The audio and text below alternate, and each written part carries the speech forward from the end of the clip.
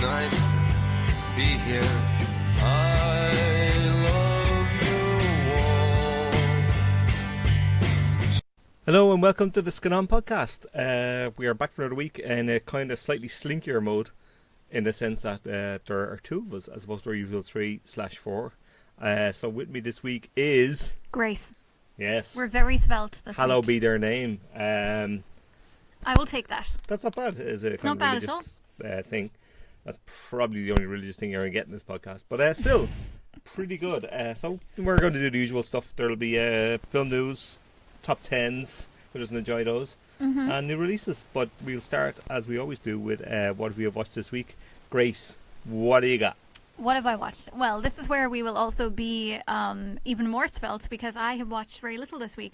I think I only actually watched 3 things, one of which was a new watch and the others were rewatches. So Feel free to expound at length. Yes. Okay, so the new watch, as part of my continuing Scorsese adventure, was Casino, which I'm sorry to say I wasn't a huge fan of.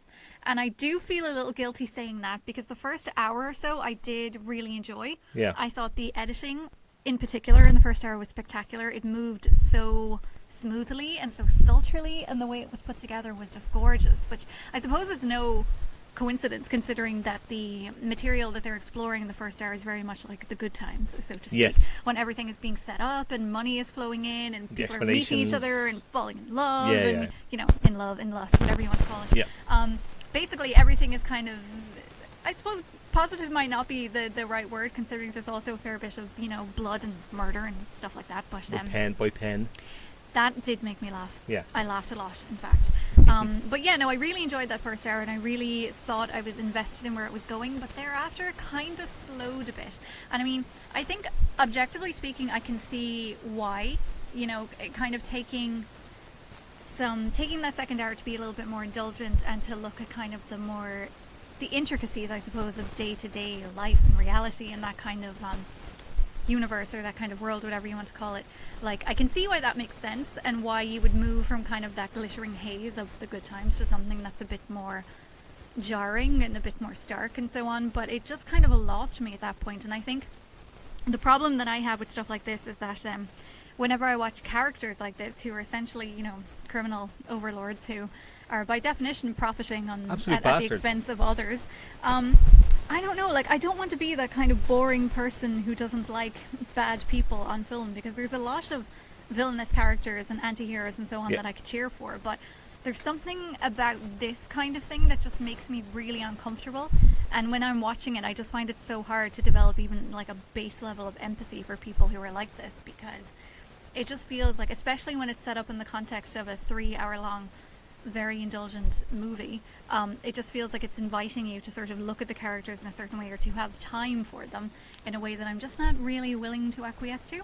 So, I mean, that's a personal preference, by all means. You know, I don't think this is a poorly made film, or even necessarily that it's like endorsing or glamorizing this lifestyle. No, I don't really get that vibe off it at all.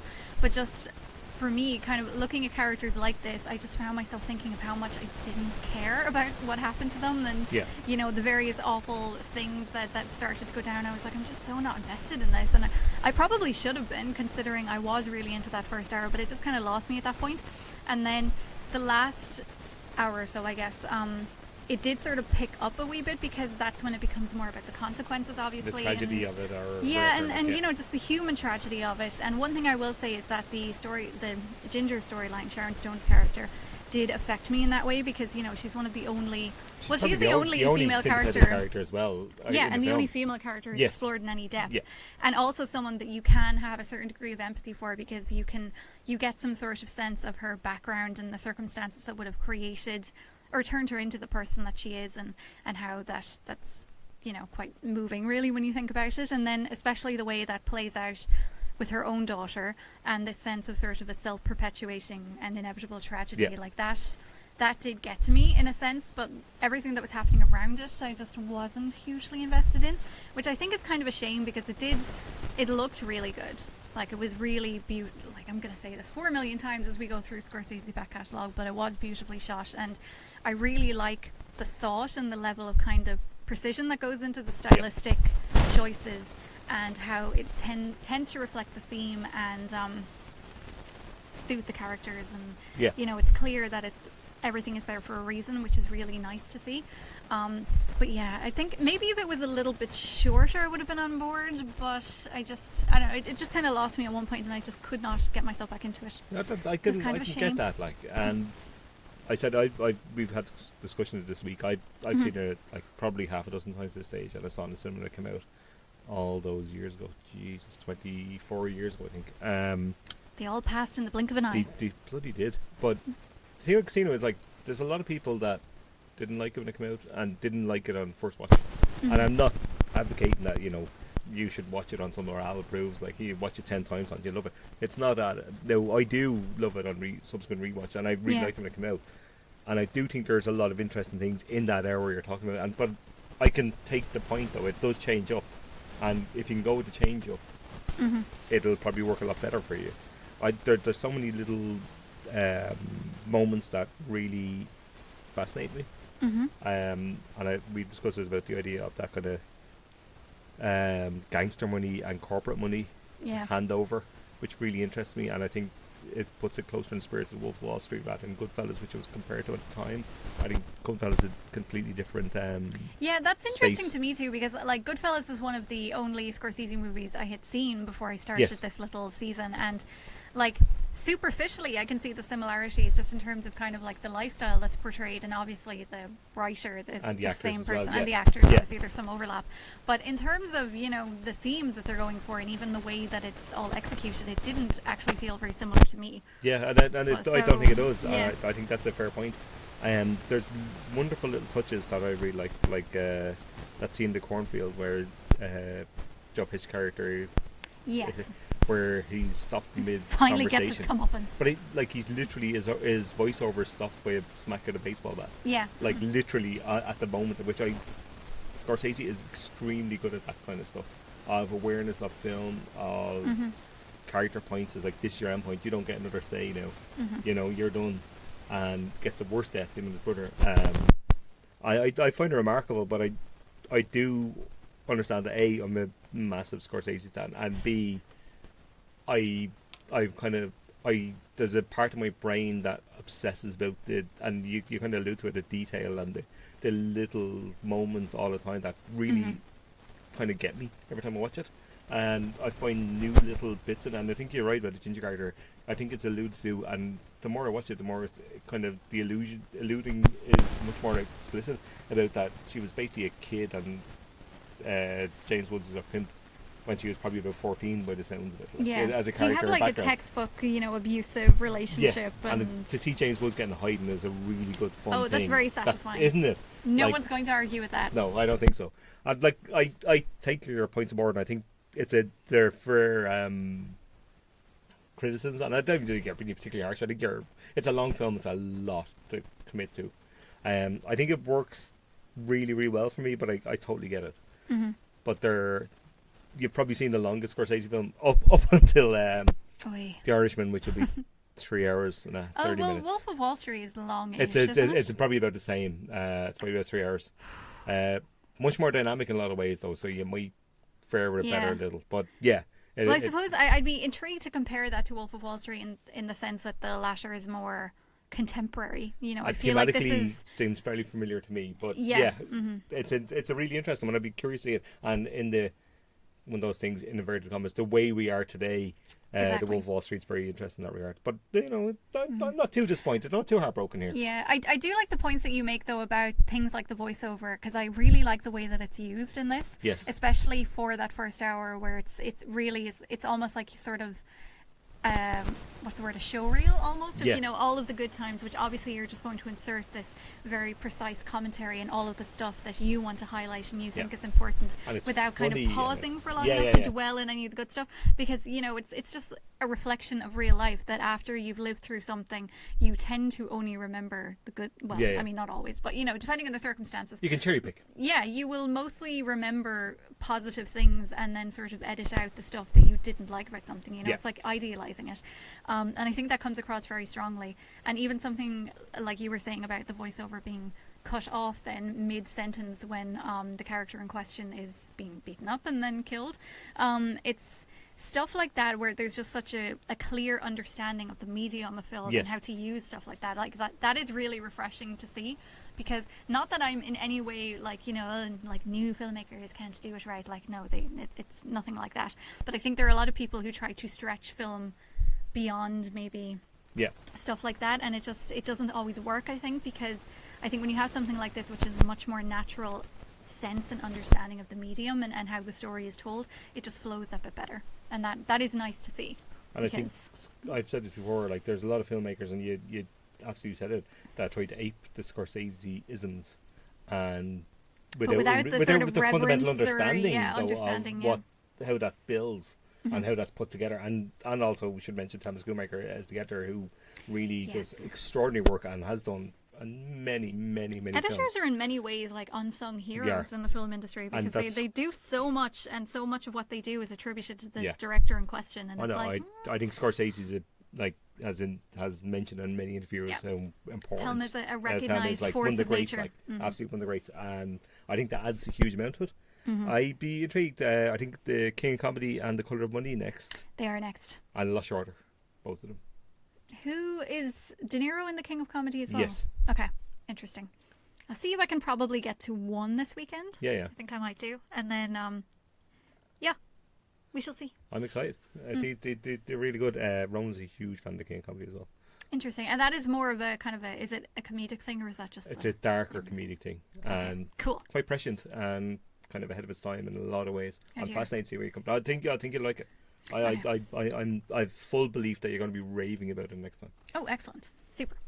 Okay, so then the other two things I watched were rewatches. Crimson Tide, which I believe we talked about fairly at length last week, but all I will point out is that the Superior Scott hashtag. Love Tony Scott so much. Yeah.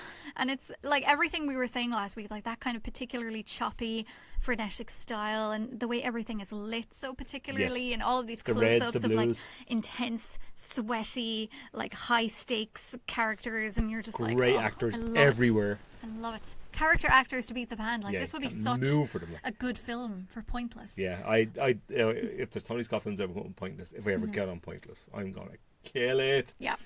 But the one thing I will single out is like I love Denzel in this. I really do. Like Denzel is great in everything, or at least I don't think I've ever seen him in anything where he isn't great. But just like the authority and the integrity that he invests in this character is really something, especially and the when you're as well. Like especially when you're playing like, next to a seasoned great like Gene Hackman, and I think for Hackman as well, because that character could so easily have just become like a weird caricature. Like the way the two of them sort of brood against each other, and the way both of them are so uncompromising and so fixated, and it's just magnificent. Isn't it? Together. And I love the music from it too. I think it might be my favourite Zimmer score. Well, I did get a Zimmer Pointless answer with Crimson Tide last week on Pointless, just to say, alongside Taffin, Pointless fans. I am, however, every time I watch this, I'm always deeply disappointed in Viggo Mortensen's character. And when Denzel sort of pauses and stares him down, I gives him feel such a stare, in right? my soul. And so does Viggo, in fairness, though. Those eyes bore into him. Like, how dare you? But yes. Yeah. And then the other thing I rewatched is A Christmas Prince, noted Netflix masterpiece, and I will not hear another word against it, which I really love because I like it. Ridiculous. It is ridiculous. But it's ridiculous in just the most heartwarming way. Like, I mean, if you want something that is purely disposable fluff for an hour and a half, that represents a really idealized view of a lot of things that in reality would be very problematic, then this is your game. Remind me the name of the country, Grace, because I haven't. Aldovia, which is an EU member state. Let us remember. Yes, we do, because the Euros, wasn't it? That was confirmed in the sequel. Yeah, the weirdest sequel ever, if I remember correctly. You had like so strange socialism, strain of socialism, and everything was very odd. Like people somehow just stealing from the entire nation of Aldovia, and nobody noticed this. Like nobody thought they have to check too much the money, accounts. Aldovia. And Amber just writing the word fishy in a notebook like it was supposed to mean something. The worst journalist. Oh, it's wonderful. I love it. It is, yeah. No, it's great fun. I really like the first one. I kind of loved the second one. I remember you telling me about it when you watched the first. Like, Jay, you have to watch the second one. It's amazingly weird. And it's it so was amazingly bad, weird, but so good. And I'm on board whenever, as you complained about this week, Netflix will I demand to know when the third one is coming out, because I love them. I will be all over it. Like, they're kind of high class trash. Yeah. but they're great high-class trash. And I will hear nothing against a good trashy Hallmark movie. And this is like Netflix's version of it. Yeah. I think I might do another mini season in November where I watch the trashy Christmas movies on Netflix. Also, Grace wrote an article for Scannain about trashy Christmas films, and it's really good. I know a couple of people that watch films because of it. Excellent. That makes me happy. Yeah. So that's me pretty much. I have been watching the Manhunt Unabomber show on Netflix, but I haven't finished it yet, so I'll probably talk about that once I have all of the episodes watched. Deadly. Excellent. Take it away. I've also watched Casino, so we've already talked about that, and I love it. I've had an interesting week, movies wise. I watched John Wick 3, and I'm sorry, Grace. There's some hot takes incoming, people. In fairness, though, there's a couple of things. I kind of like John Wick, the first one. I thought the fanfare for it was a little over the OTT, but I enjoyed it to a certain point. I didn't think the second one was very good. I enjoyed moments of it and points of it, but I didn't. It's like, and I wasn't particularly enamored with the idea of watching the third one in that kind of sequelitis, diminishing return sense. So I watched it, and I thought it was kind of terrible. Kind of terrible. You used a much harsher expression. It's dog shit. Yeah. No, actually, I described the series of it to some degree because in the proportionate response to them compared to the actuality of them, in my opinion, is bizarre. Like I said this, if like they're Steven Seagal films without Keanu Reeves, like they're directed to video Steven Seagal films from the last decade. I wouldn't necessarily go that far. I think, but I do recognize that it depends on your willingness to buy into the sort of inner mythology of that world. And I don't especially think in the second one. Like, I mean, the way, to my mind, the way that world was sort of enhanced and expanded upon worked really well for me. But if you don't go with that, then you obviously will just be like, yeah, no, what's this? Yeah, and because it really, like, it dials it up to 90 then the third one with, like, vision quests in the desert and everything. It takes it so seriously that there's so little room for humour, and maybe the film themselves understand how kind of funny they are, or how kind of winky they are about it, but there's no sense of it from when I'm watching them that they do get that. And I know people that say they do, and I can see that. They see it. But, like, it's just like, to me, there's a small bit of Blade Runner, there's a bit of Skyfall, there's a bit of whatever, and like, Keanu's great. Like, I love Keanu and everything pretty much. He's a fantastic lead, and he gives it his all here. Everything else, I just don't care.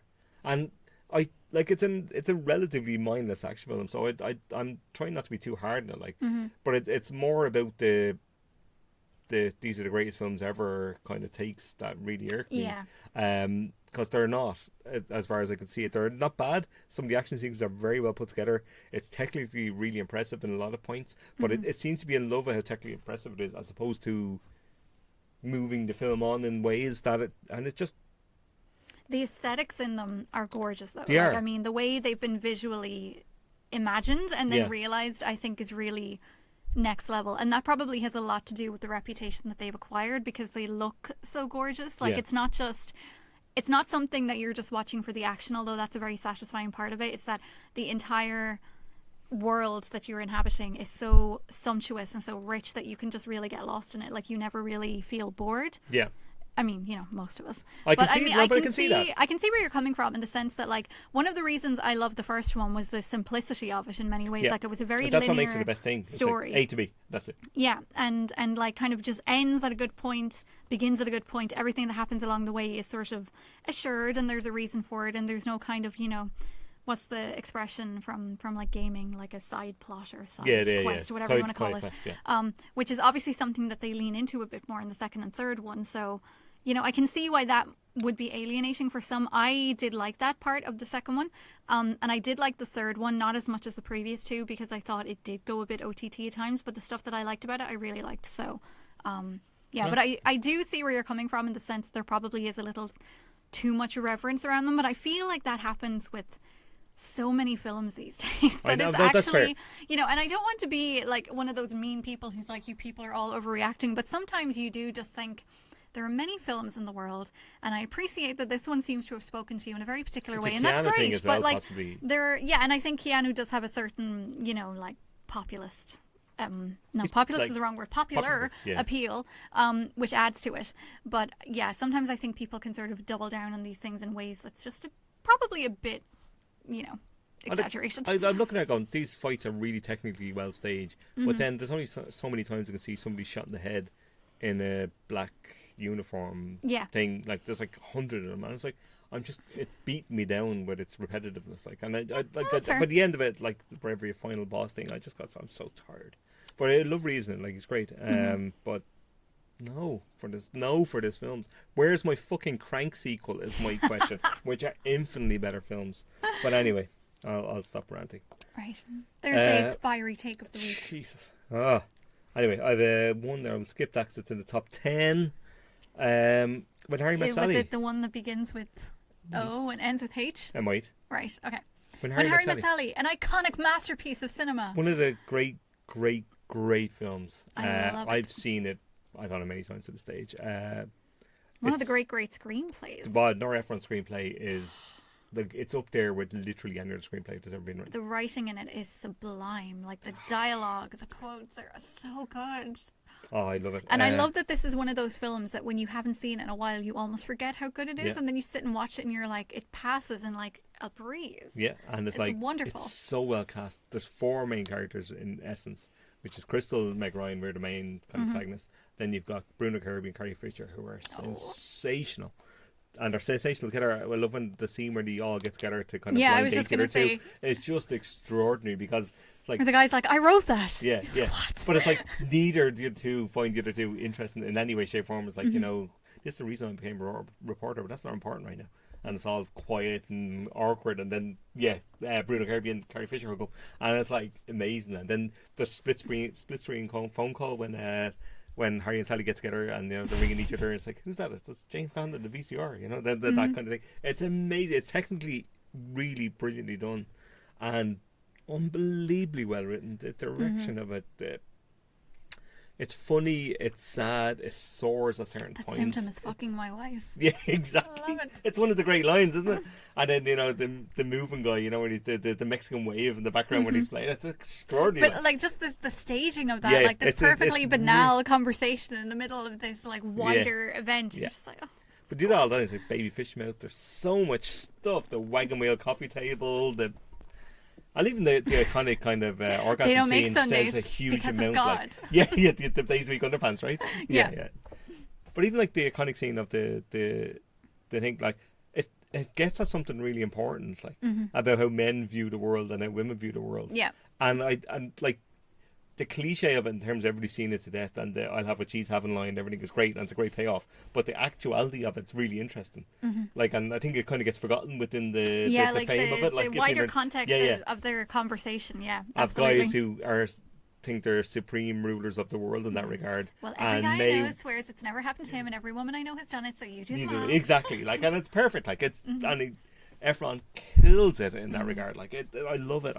I've seen it done many times. It's a cure for ailsia. Like, it's one of those films that if I'm sick of an afternoon, not that I'm ever sick really, but if I was, it's the perfect just sit on the couch. You're never sick of an afternoon. The vignettes with the older people too, I love yes. them, and it's I especially like a love mini Greek chorus kind of thing. Yeah, I especially love that old couple where it's like I thought he was coming over to talk to my friend Maxine because people were always crossing the room to talk to Maxine, but he was coming to talk to me, and I'm just like, oh god, that's so cute. Even me with my massive black void where my heart should be, I'm like, that is adorable. And I like that Harry and Sally are in the last bit of that thing to kind of set themselves into that spot. Like, it's I'm gonna be 40 in 8 years. But it's there Someday. But it's so good. And I wonderful. love Meg Ryan. It's forgotten how great she is and was as an actress, and Billy Crystal's great as well. It's fabulous. It's absolutely There's fabulous. not a bad note anywhere in it. I'm proud to partake of your pecan pie. That's all I gotta say about that. I know it's not especially politically correct. No, in this I day mean, and age. it's, you know, no. it's I'm referring to 1989. one specific joke, but one that my sister and I quote a lot, and we probably What? shouldn't, and people would judge us if they heard us. But it's the one where he's like, "Oh, we were going to an Ethiopian restaurant," and I said, "Oh, we'll order 2 empty plates." But that's a great stand-up line. That's a real Billy Crystal stand-up line from the time, though. And That's so 80s funny. Ethiopian jokes were a thing, Yeah. sadly. But anyway, yeah. I love it. I absolutely love it. And Excellent. 6 months from now, I'll be talking about it again in the podcast because I love watching it again. It's a great New Year's Eve movie Yes. for obvious reasons. It had to be. The quickening of steps as he runs and realizes, it's so gorgeous. This is why, like, Harry, you say these things and you make it impossible for me to hate you. And Bruno Kirby often, I'll kiss you. Which I love. It's so honourable Oh, I and love weird. I love Bruno Kirby. He's so great. Oh, Jesus. Although, Good times. the last one is like, although I asked her where she was when Kennedy was shot, she's like, Ted Kennedy's been shot? Anyway, that's Or it. the one, you know how Carrie Fisher's character has like the list of married men. It's like Yeah. he's never going to leave his wife, and none of us think he's ever going to leave his wife. You're right, or the you're way right. she like bends down the corner, it's like, oh, he's married. That's it, done. He's out. Right, I love Carrie Fisher. Yeah. She's so good. Anyway, oh God, so good. Anyway, yeah. Somehow moving on from that Yes. glorious piece of work. Took a leaf out of Ronan's book and watched one of the movie coming towards ending, disappearing. So Shout I out to watched Ronan him. at this time. Yes, he's good at these kind of things. And I watched a documentary last night called "Here We Drown." Algerians Here we drown. from I think 17th of October 1961 it's called. Oh. And this is a documentary look at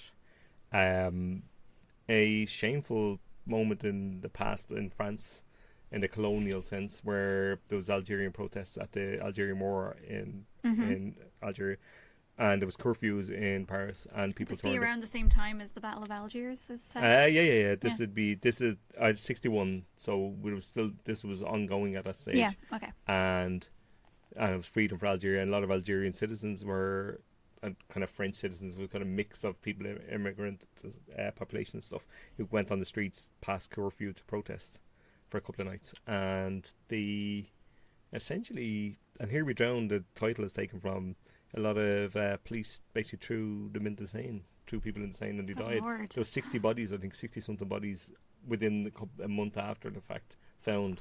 Stars. And and it was like it's Talking Heads documentary where a lot of relatives, wives, kids were The talking people about it, left and the behind. people that were in there, and the people that got lucky who were driven along the Seine to be literally thrown in, and police superintendents came past like, "Where are you going? You're in the wrong way," and they followed them. That's the only reason they lived. Kind of thing. Like the Talking Heads are very good, and it's a really sobering look at kind of the stain on It sounds colonial very history. harrowing. There's a couple of issues. There's a lack of real closure in some ways, and that's probably because of how governments tend to bury a lot of this stuff. And well, I was just going to say, I think that's probably important because, like, I don't think it is ever going to be possible to fully wrap up the I don't think so. ongoing, never-ending implications of colonial And particularly oppression. in France, like So- where you get Algerian kind of like Zinedine Zidane is Algerian descent and was captain of France, and that I remember there was an issue around that when Of course. he headbutted the Italian player and stuff. Like, we didn't have the French spirit, Yeah. that kind of stuff. And the other issue I had, like, there's a minimal footage, and a lot of it's photographs and stuff, which it was 61, so you get what you get. Like, you get kind of radio broadcast kind of things and news kind of footage, which is fine, but it doesn't quite tell the whole story in the way that you would hope it would. Yeah. But it's time sensitive to some degree. But it's really interesting. I really liked it. And these kind of stories coming out into the spotlight are very important, I think. Yeah, And absolutely. well worth watch. And the last one I'll mention, because I thought it'd be in the top 10. I'd hoped to be in the top 10, but it's not. And I saw it yesterday, which is the Pedro Almodovar film Pain and Glory. And I absolutely love this. This is in my top 10 of the year at the moment. Wow. Storm straight in. I've complained before on the podcast about trailers for films from abroad tend to be really broad, and Well, they try to obscure the fact that they're not in English. yeah, which is bizarre. But this one is less than that, because Almodovar is a bit of a brand in and of himself. Yeah. But even the trailer still is hokey as shite, and I wasn't really. It really tells you nothing about what the film's going to be like. No, Like, it doesn't I sell was it at all. convinced. I had very kind of set preconceptions going into the cinema, And particularly when a film is about an older filmmaker, you think, oh, here's the Almodovar Vanity Project thing. And it couldn't be further from that, in fact. It's really a film about kind of an older man looking back on his own kind of life, but not... It's not a vanity thing. He's looking back on his own weird little regrets and things like... It's basically, if you keep looking back, it prevents you from moving forward and fixing yourself, but wanting to do that, but not quite sure how to do it. And he's quite weak in it. Like, he's literally he has like joints issues and stuff. He can barely stand up a lot of the time. And Banderas being absolutely superb, which it can't obscure the fact that he's still devastatingly handsome even at that age, with kind of pepper grey hair and beard and stuff. Like, he looks fantastic. But he's just kind of, I want to move on. There's a film, one of his early films, is being kind of brought into a retrospective, and the actor, who hasn't spoken in 32 years because he fell out on the screen, so he meets up with him to kind of say, let's present this film. And the actor introduced him to drugs because and because he discovers heroin at an older age. Oh dearie me. That does not bode well. But he uses the heroin to kind of just zone out and think about his younger life, where his mother kind of in this really small village, living in literally a cave house, where they kind of struggle to kind of get by, and Penelope Cruz plays really, really well. And it's really a story about kind of regret and about sexual awakening. There's no real sense that he's gay initially, but he is. And then there's this kind of story about a former partner comes back into his life and kind of wakes him up, but not in a, I'm going to be the great director again. It's just more about trying to live and trying to move forward. It's really, really interesting. I found it very moving. I found the editing is very fragmented, and I think it's done deliberately in the kind of the way memories are, that it all kind of drifts back and forth towards you, like, and you kind of forget things and things come back. I think you'd really like it. I think I'm a real sucker for that kind of story, though, because I do like films that tap into that sort of contemplative sensation and phases that come over us, because I think it's a very human thing to get sort of like, and it can happen to you at any age, but I suppose you're more naturally inclined to do it when you're a bit older. Like, you constantly find yourself looking back on things and reliving certain memories, and because I think especially as time goes on, you become so much more conscious of how different things in your life have shaped you. And I think sometimes, as well as you get older, you can look back on certain behaviours or experiences that you would have had, and you can understand why you experienced them the way that you did, or why you reacted to something the way that you did in a way that you mightn't have been able to at the time. Completely. And I think like something like this, which I know I haven't seen it, but like the way you describe it, and that sort of fragmentation and kind of, this sort of loose feeling to it all, that really lends itself to it, because it's like you get little snapshots of an overall truth, and you just sort of start piecing them together to make sense of your own narrative. Like, I think film is a really good medium for stories like that, and I tend to really like stories like that for that reason. Editing is great that way as well, because if you can match your edit with your thematical kind of ideas, I think it works tremendously well, because you're really pitching at a certain thing. It's very, very good. It's on the iFi. It's on the Lighthouse as well, Grace. Oh, excellent. If you can get to it, I'd heartily recommend it. I think it's number 4 or 5 of my films of the year. I loved it. Absolutely loved it. Very, very good. That's my recommendation of the week. And also our Don't Judge a Film by its Trailer of the week. Yes. Well, I tend to not, because of... I know, for various reasons. Because I've done it before. Because Dogman did it last year, and Rona said you have to go and see it. You really like it, and it was my number 2 film of the year. So there you go. It just annoys me sometimes when you see a film and you think, man, this could be really interesting, but this trailer is just not selling it whatsoever, It's a weird thing, and we can hope it gets better, but we shall see. Well, that's good. Excellent. That's us. Let's move on to the movie news. You ready? I'm ready. Interesting news today, actually, and genuinely interesting news on the basis of the 10 strong films for official competition at the BFI London Film Festival. There's 2 Irish films. Excellent. So that's 20% of the market. Give me all shabby, that. Lads. There's a metaphor in there. Well, I think so, yeah. It'd be nice if it was 48%, but anyway, that's a different conversation. Joe Lawler and Christine Malloy's Rose plays Julie, and Christ, it's a Polish director. Here we go. Malgorzata Sumzowskas. Jeez, I'm sorry. The Other Lamb, which both will compete. I'm not doing that name again. Just say we apologise. In a refreshing change to the competition, or competitions in film festival in general, 60% of films made by female filmmakers, including Lingua Franca from Isabel Sandoval, who's the first transgender director to compete in official competition. Excellent. So this is really good to see. Yeah. And Rose Plays Julie is a film about an adopted girl who seeks out her birth mother only to be told that her mother has no desire to meet her. And undeterred, she sets out from Dublin to London in an effort to confront her birth mother. Which sounds interesting. Heavy. And yeah, it does. Yeah, it stars Anne Skelly, who was in Kiss and Candice and very good in it, and with support from Orla Brady and Aidan Gillen, who will produce one of his accents. I'm sure. Hopefully that's the one. Aidan Gillen, Jesus Christ. And that's for Samson Films, which sounds really interesting. And The Other Lamb is a tale following a woman raised by a repressive cult. Oh, interesting. Led by a charismatic patriarch who grows skeptical of his leadership after a supernatural event and begins to challenge his teachings. My favourite cult storyline is still the one from Home and Away several years back. Oh, Just going to say, none of you are ever going to top that. I would agree with that. I haven't seen it, but I'm going to go with that. But it stars Rafi Cassidy from Vox Lux, Michelle Huseman from The Haunting of Hill House. Oh. Yeah, it was very good. And Irish actor Denise Goff starred the lead roles. Interesting cast. Yeah. Not too shabby. So they sound really interesting. And to see two films in the thing, it's really good in the London Film Festival.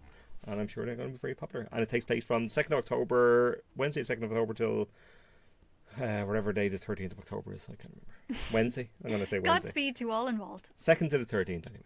Excellent. Who can remember days? I think the 12th is a Friday. So Saturday then. Yeah. Unless I'm... Thanks for saving me from days. Maybe it's a Thursday. Never mind. None You've of us know what day it is. Let's just mess of it, Grace. Yeah, let's just move on. Jesus Christ. Anyway, we can't do dates. The full London Film Festival lineup is announced tomorrow, Thursday the 29th of October. Fab. October? Is it August? Jesus Christ. Anyway. We're lost. We have no idea Some what's days going on. everyone will know the films are playing, just not today. And Godspeed to them all. Yes. Another thing, Colin Farrell has launched a production company. Oh yes, I saw some chatter about this. Chapel Place Productions. And he's teaming up with former Element Pictures producer Lee Magaday. Interesting. Who produced the Favourite, and he's going to do a adaptation of Irish writer Dervla McTiernan's first novel, The Ruin. Set in Galway, follows a detective who was thrown back into a case from 20 years ago. The Ruin. Oh, sorry, I thought you said Room. I was like, as distinct from Room? A sequel. Involving two children whose mother died of an overdose. God. So the dark heart Again, of Ireland, heavy. police corruption, abuse of the church, etc., etc. This sounds grim, but it might be good. Grim, but possibly, if it handled appropriately, then it could be very good. And Farrell is in charge of the production company with his sister, and production is set to take place in and around Galway. Lovely. A fine part of the country. I like Colin Farrell actually. I think he's really good. I presume think he's he really might star in coming it. to his own the past couple of years. Like he's having, I know that sort of sense of somebody having a renaissance in their career, sort of almost a cliche at this stage. But I think he has. I think all the Colin Farrell looks great. The kind of beard and slightly kind of hangdog expression. Yeah, and I think he's also gotten to that age now where he can sort of inhabit that. He can bring that ruggedness to roles in a way that doesn't distract from the subject matter. Yeah, I really like him in the two Yorgos Lanthimos films. He's in Killing a Sacred Deer and The Lobster. He does really, really great work in them. And fascinating kind of face, and Lanthimos knows just how to use them. And when the director gets hold of something like that, it's really good to see. But I'll keep an eye out on this one. Sounds interesting. 6 Irish companies have been successful in the latest round of Creative Europe Media Slate Development and Video Games Funding. Video games, eh? I know. Should have liked that. Damn it. You know, video games, sometimes the narrative in them is the closest thing you're going to get to a movie that isn't That's a movie. True. With 19 companies, Ireland had the second highest number of applicants after France with 33. Goddamn French. As usual, the Frenchies. So, they did alright. Samson Films, Underground Films, Wild Atlantic Pictures, and Film and Music Entertainment were awarded Slate Development Funding. And in video games terms, Timeslip, Softworks, and Psychic Games. I don't know anything about. Well, I do know a bit about games, but not enough to, I'm unfamiliar talk with those two about it like I'm companies, like I'm a pro or anything. But it sounds interesting enough. But well done all. And lastly, Deadpan Pictures are seeking applicants from female directors with interest in a shadow directing opportunity for their upcoming production, The Southwesterlies. Interesting. It's an hour-long comedy drama that was shoot from mid-September to mid-November. it sounds interesting. The object is to provide participants with experience in prep, shoot, and post-production for a TV drama series, and ultimately to help increase the number of future productions directed by female talent, and we can all welcome that. Excellent. Yes. It's not a training scheme, but a Shadowhunt opportunity is not open to entry-level talent, for fuck's sake. Anyway. None of them ever are. No. Interest candidates. I always find it curious how many times they're like, yes, we need to increase the number of women, or, whatever group we're trying to increase their participation in this. But we are going to put these absolutely ridiculous barriers in place that take no account of the difficulties that this group of people has in getting there in the first place. In fairness to this particular thing, I think because it's I imagine a low budget kind of thing, you have to have somebody that's up and running to a certain degree. I think in terms of Green Ireland and all those kind of things, I think they certainly should be starting at the ground floor to get experience. I completely agree. But this one, interest candidates must have directed at least one short film that's had a festival theatrical release or TV broadcast. And to apply, please email info@deadpanpictures by Friday, August 30th. Good luck now. So none of us are in that. Yeah, no. Yeah. Also, that's the day after tomorrow. Oh, crap, yeah. Well, enjoy it anyway, whoever gets to it. Good luck now. Right. I think we've moved on. Let's go on to the top 10. Are you ready for the top 10, Grace? No, but when am I ever ready for the top 10? Are any of us ever truly ready for the top 10? Psychologically and spiritually ready for this? Yes, let's do it. I'm ready. Right. At number 10, your favourite film of the year, Grace. Spider-Man?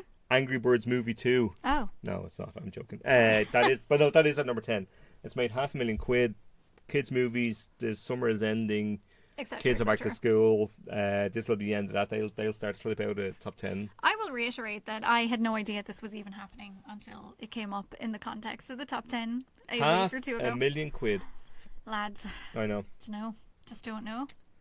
At 9, a film that I wish I'd seen this week compared to the other film I saw this week, Crawl, which looks like great fun. Mm-hmm. This is the Alexander Aja film about I'm going to try and see this. A woman attempt to save her father during a Category 5 hurricane, find herself trapped in a flooding house and must fight for her life against alligators. Brilliant. What more do you want in a film like? It's made 38,000. I don't know how long this is going to be in because this is the first week, so get to it soon if you're going to get to it. I feel like it seems very much like it might last for another week and then we'd lose it already. Yeah, so, I think that's probably fair. I'll try and get to it over the weekend. People maybe. seem to have liked it anyway, but yeah, I don't know how long we've got to get to see it, but I do want to see it. Speaking of kids films, at 8, Toy Story 4. Just refuses to go away. 5.7 millions. I saw a young lad on the escalator earlier dropped his Sporky magnet. Someone retrieved it and gave it back to him. Or Spork, or whatever it's called. Yeah. So, yeah. I'm going to say Forky. Forky, Sporky. Sporky, the wee care. The majig. Yeah, the little thing with the face. Yeah. The spork with the face. Yeah. But yeah, it's done well. We'll probably have to read this as being in the top 10 for the next few weeks. I say. Back to school and we start drift away. But 5.7 million, I think it's huge. I think it's one of the biggest Irish films, our biggest films in Ireland ever. Gosh. Which is terrifying. At 7, Scary Stories to Tell in the Dark. Oh, I also want to see this. Yes, me too. This made 56,000. And this from the director of Trollhunter, which I really liked actually. Mm-hmm. And this sounds really interesting. And the reviews have been solid enough, I think.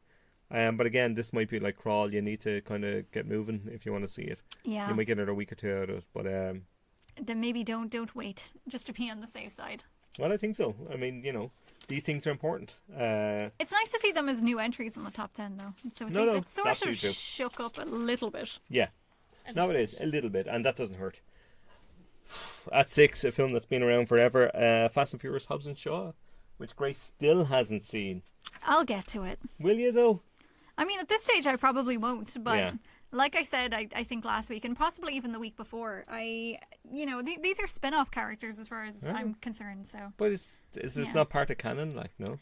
I mean, it probably is, but they're not the original kind of core group, so I don't feel as invested in them. Yeah. But I probably will watch it at some stage. I'm just not necessarily rushing out to go and see it in the cinema.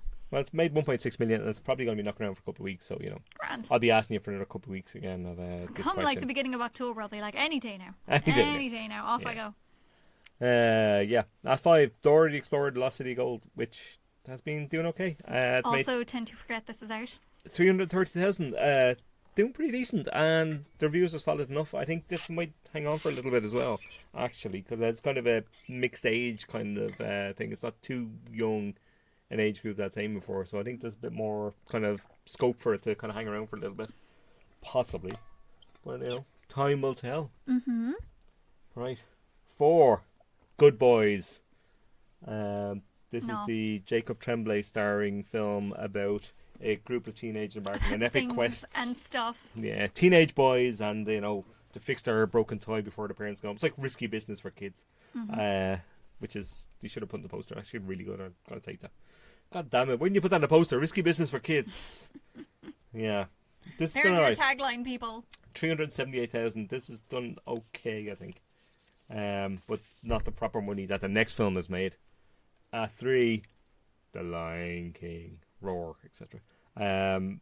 6 million. No. No. Just no. That's all I have to say in relation to No. that. Thing Another is- thing that feels like it's been out forever, and just why? I don't care.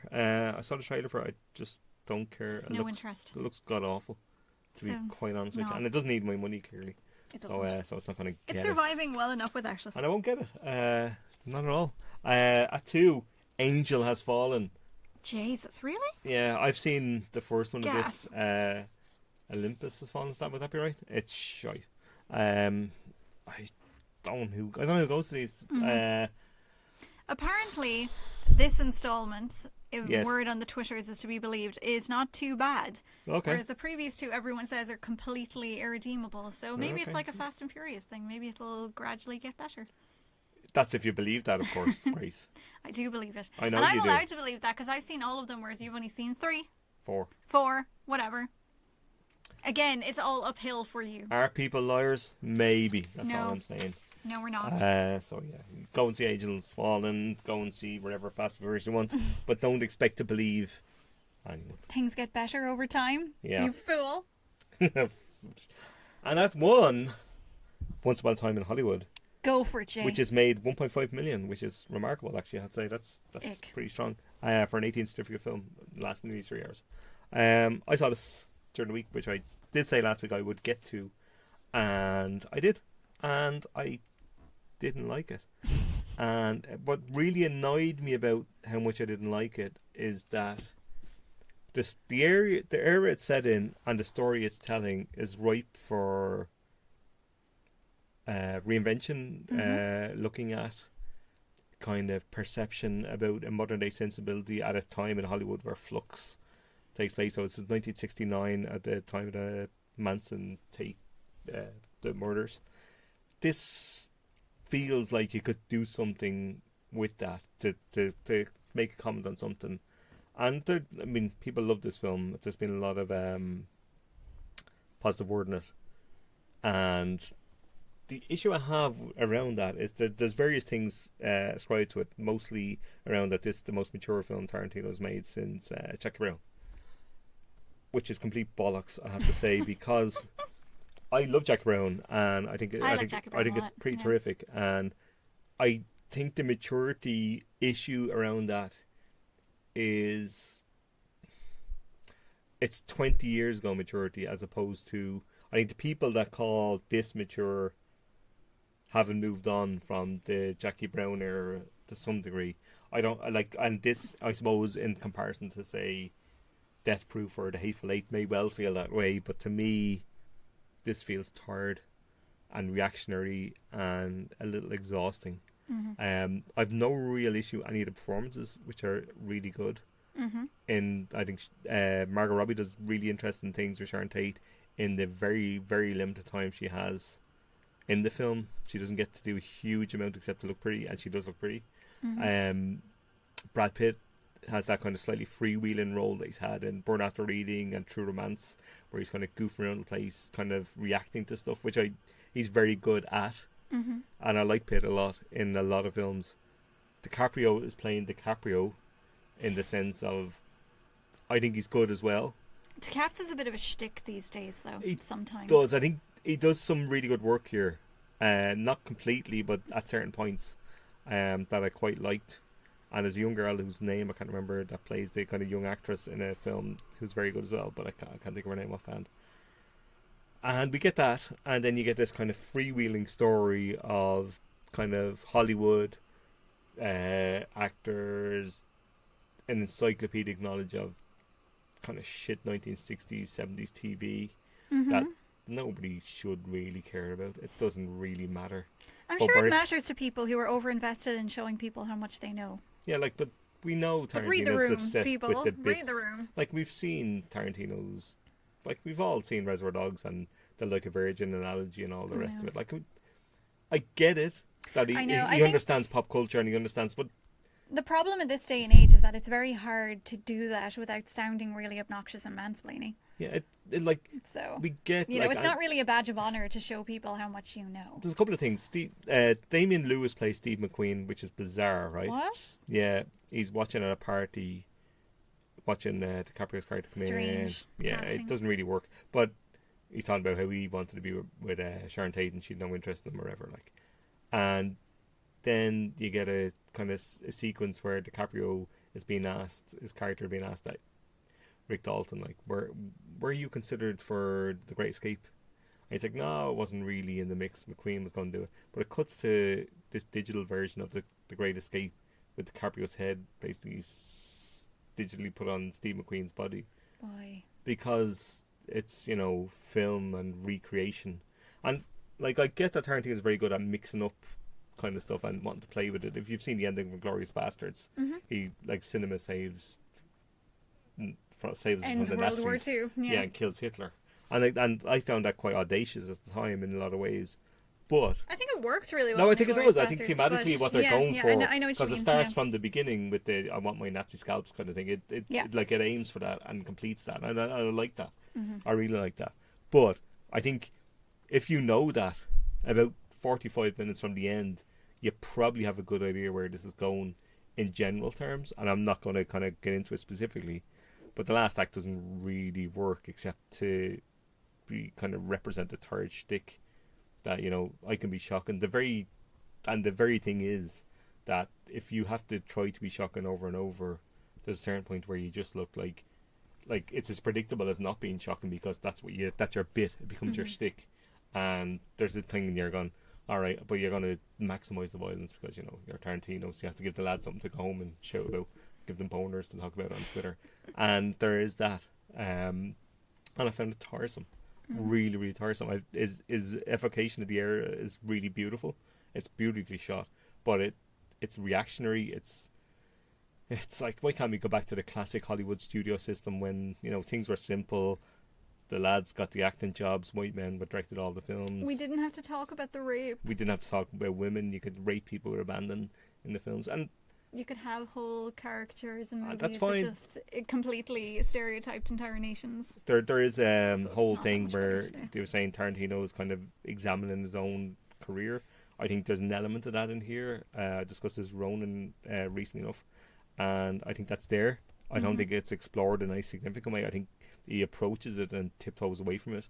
So I don't think you get a pass for kind of having a glimpse at something and running away. For giving it a fleeting glance Yeah, from across the room, and kind of thing. you know, there's things in the film that are not bad. There's a scene at Spawn Ranch, if you know anything about the Manson films, of what that is. It's basically an old Western set that they used to do Westerns on that became the kind of Manson family hangout. And there's a scene set there which is really good, lasts about 15 minutes, and it cuts through the 2 or 3 different kind of sequences within it, which I really liked. And and it felt to me like, oh, maybe the film is going to kick on from here. It did not, but I really liked that in it. And there's a couple of moments that are not bad, but in the end, it's kind of all for nothing. Like, I couldn't imagine watching this again, not with a gun to my head. Like, it doesn't tell me anything I didn't know about Tarantino before I walked in any way, shape, or form. Yeah. And I'm absolutely baffled by the love for it. Like, but, you know, I've been here before. This is my kind of bit, apparently. I tend to get baffled by a lot of films that do this. But, you know, such is life. You know, we can't all love the quote-unquote great films. And I am quote-unquoting it. You best believe I am. But, no, not for me. Not for me. No. Grand. But, that's such is life. I know Ronan has seen it, so I will probably next time we'll get into it a bit more in discussion terms. But yeah, not good. Not good. Grand. Let's I move expected on. nothing less. Let's move on. The new releases. Are you Yes. ready for the new releases, Grace? I'm ready for the new release. Excellent, Hit me. because I've seen one of the new releases as well. Oh. Which is great because I'm going to shit all over that as well. The Souvenir, Joanna Hogg's film. Yes, I've seen trailers for with this. Tilda Swinton, Richie Ayoade, Tom Burke, and Hannah Swinton-Byrne, who was Tilda Swinton's daughter. In actual terms, I think it's worth pointing out that I haven't seen a Joanna Hogg film. Ronan has recommended a couple of them, particularly that he really, really loves. I have seen one or two from back in the day, but I cannot for the life of me remember what they're actually called. Yeah, I know there's one called... I don't know. I've seen one with Tom Hiddleston in, possibly two. I think they're all... I think like he was her guy. Yeah. And yes, so this was my first one, and I didn't... In some ways, I didn't want it to be the first one because I wanted to kind of get into the older films a little bit earlier. I think she had Exhibition and Archipelago. I think and Unrelated were the previous films. Unrelated I have seen. Yeah. Yes. I liked that, actually. That was good. But Ronan is a big fan of earlier stuff, so I was kind of like, yeah, I'm down with this. And this played at the Fla. So I said I got a ticket and I wanted to come along and see it. And I thought it was kind of pants. I mean, what is it actually about? It's because about, I couldn't really tell from the trailer. It's a young film student in the early 80s who becomes romantically involved with, for want of a better word, a Tory. But it is like it was a bit dodgy. Right. And she kind dodgy Tory? Never. And she kind of grows up in this kind of world where, she's born money off her mother to kind of supply. He may or may not have a drug habit and stuff like that. And she learns and grows as a filmmaker kind of thing. I think it's quasi-autobiographical for Joanna Hogg as a film. And it's a follow-up, actually, the Souvenir 2, which Element are producing, due next year, weirdly. And it's one of those weird films that I found it both intense and extremely dull. Mm-hmm. Like I can understand there's a whipped up intensity to it in terms, but I didn't care for anybody in the film. And maybe it's a class thing or whatever. It's just rich people complaining about nothing that really bugged me. Yeah. Really, really bugged me. There's really great framing. There's some great shots. And I mean, one astounding shot where somebody disappears behind a mirror, which is absolutely glorious. And there's a couple of other things that really fascinating how it was framed. And the acting is fine. But I found it so navel-gazing and extremely tedious. And it went on forever. It's just about 2 hours long, I think. Jesus. And I felt like I was there for about a week. And now I will watch it. That's never a good feeling. I will. Our early films on Criterion, I will get to them, and it doesn't put me off. I will give them a try, and Ronan tells me they're good, I'll probably believe him because he knows his stuff, and he generally knows what I get. Is good. I do remember liking that a lot, so I will get to it. That can be my token recommendation. Well, this is a misfire for me. Unrelated? It didn't work. It is unrelated, yeah. This didn't work for me at all. Right. But now this is getting stellar reviews across the board, so don't listen to me. I don't know. Like, I mean, I'm on about a lot of good films that people tell me they're good, and I think they're a load of bollocks. But I don't know. Maybe I'm wrong. I doubt it because I'm amazing. Nobody is wrong. Everybody has their own opinion. No, some people are wrong. Many people are wrong. Then. Yeah, many people are wrong. Yeah, because we have the microphones. We can say that. Yeah. Also, I mean, I can't really say anything. I doubt I'll see this. It doesn't look very appealing to me. And no, I wouldn't. I can't say your review just there has sold me on it. So. I tried. I did. I thought I was going to like it, and I really didn't. The important thing is you tried. I did try. Mm-hmm. A film coming out this week, A Million Little Pieces, which is a James Frey memoir, which I am aware of, but though I haven't read. I think it's a story of a young drug adult writer who becomes kind of going into a detox kind of centre. Right. Directed by Sam Taylor Johnson, who's made interesting enough films. Oh, yes. Yes, she has. And starring Aaron Taylor Johnson. Naturally. And Billy Bob Thornton and Giovanni Ribisi and Juliette Lewis. So it's actually a really good cast. That's an interesting cast. I don't know. I haven't heard much of it. This kind of snuck out. I wasn't even aware it existed until like 2 days ago. I can't say I've heard of it now. I'm aware of the book because if you go into a second-hand bookshop, you'll find about 10 copies of it in every bookshop. It's one of those kind of books that sold a lot. People read it. They're not going to read it again. Dump it into the second-hand bookstore. And you know yourself, you go into a second-hand video shop, you know exactly the movies that are going to be in them. The same way that's one of the books, like The Girl with Dragons, I think was going to be there and stuff like that. This one of these, in the kind of factual kind of memoir stuff, it's always going to be there. Yeah. So I'm aware of it, and I'm aware of the story of it, but I haven't seen it. I've no even word of mouth as to whether, because I didn't know it existed, but we'll see. Tell me, go see it, Grace. You'd like to think the cast would show promise. Yeah. And I think she has an excellent cinematic eye. Yeah. I think this might be a watch at home type of film. I suspect it won't get. Well, also because if we haven't heard anything about it, it's probably last actually week been and it's released gone. anywhere. No, it is. It's Like in City one- World. I think this Oh, week. okay. I don't know how long it'll last or how much it's expected to do or whatever. I Fair. have no idea. But I don't know. We'll see. The Informer. I've seen this trailer a couple of times, and it's Joel Kinnaman doing Joel Kinnaman running around the streets looking at the How did it go so wrong for Joel Kinnaman? That's I what I actually want to know. kind of like him. He's very good in The Killing, the American version of The Killing. But every film I hear of him being involved doesn't in, really it seems like yeah. This is another thriller with Rosamund Pike. Oh. He was always good. It is Common. a crying shame that we have not Clive given Owen. Rosamund Pike the role she deserves in a Oh, post-Gone Girl Post-Gone world. Girl, she should have got offered everything. But yeah. For shame. An ex-convict working undercover intentionally gets himself incarcerated again in order to infiltrate the mob in a maximum security prison. All right. We've seen that a million times, but Yeah. it could be okay. The trailer looked solid. Not to at say once. it It looked could be like entertaining. it looked like one of those Liam Neeson trailers. You know the ones there. Yeah. You know the This ones. does sound like the type solid of movie that B-movie, Liam Neeson would show up in. Probably not great. Yeah, Yeah. it has that vibe about it. I'm not going to see this in cinema. You I must can't be say I'll joking. go out of my way to see it either. Speaking of another film, and the last one of the week that I'm not going to see in the cinema, The Mustang, which I've never heard of, directed by Lord de Clermont-Tonnerre. That's quite a That's name. French. There you go. Is that pronounced in the right way? Lord de Clermont-Tonnerre. Yeah, not bad. I guess so. Well, I'm going to take that. I guess it's a French movie, is it? Yeah, I think so. Starring Matthew Schoenaerts, who is a fine actor, but similarly in the way that Joel Kinnaman is. Any film I watch him in, it's always shite. There's a film with myself and Darren saw on Far from Dublin the Film Manning part Festival. isn't bad. I haven't seen it. So that's one to consider. Myself and Darren saw The Racer in the Jailbird a couple of years ago, which was one of the worst films I've seen Oh, at I a think I film remember festival. you talking about Yeah, that. it's appalling. And I know that no one here is a fan of Rust and Bone. So. I kind of like it. Oh. I don't dislike it. I thought maybe Ronan it was hates Ronan it. hates it, yeah. Okay, never mind then. And I don't think Darren likes it either. I kind of liked it. I don't like it. I don't love it, but I do like it. I think they're a little harsh in it, but yeah, I can see why. Right. But he has that hulking kind of sad face kind of Yeah. bit down pat, but it never seems to be in the films where He's he like- gets to stretch himself a little bit. He's like Viggo Mortensen of the 90s, but like sort of amped up a bit. Yeah, we go yellow he's pack Viggo broader Mortensen. and has brighter eyes. Yeah, Like, Viggo Mortensen 2.0. He's a bit sleeker. yeah. Do you want the story of Roman Coleman? That's a unfortunate name. A violent convict. He always plays violent convicts. Literally every film. Who was given a chance to participate in a rehabilitation therapy program involving. You ready for it? What? The training of wild mustangs. No. Hence why it's called The Mustang. Sorry. Sally. I hope one was called Sally, or it's a waste of fucking time, really, isn't it? Here's an idea. You could just watch Mustang, the movie from a Yes. few years ago.